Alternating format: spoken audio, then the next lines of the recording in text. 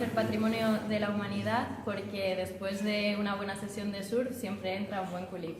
Es el patrimonio de la humanidad porque es parte de Asturias, porque se cuida cada vez más y la muestra está la cantidad de sidra que se vende, sobre todo en Asturias y fuera de Asturias. Forma parte de Asturias. La manzana que da tan rica bebida para disfrutar.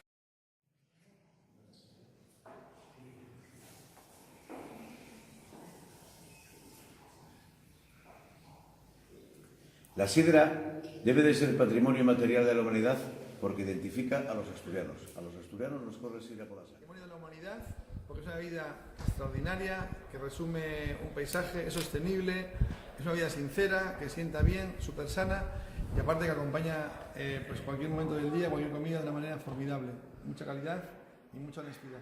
Hay cosas que definen a la humanidad, hay cosas que nos caracterizan como pueblo, como trayectoria.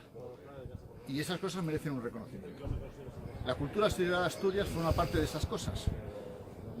Tenemos la tierra, tenemos el producto, tenemos la trayectoria, tenemos la tradición. Y tenemos todo el derecho a decir que esto, siendo nuestro, pertenece al mundo y se lo ofrecemos. Por eso queremos que la cultura sidra asturiana sea patrimonio de la humanidad.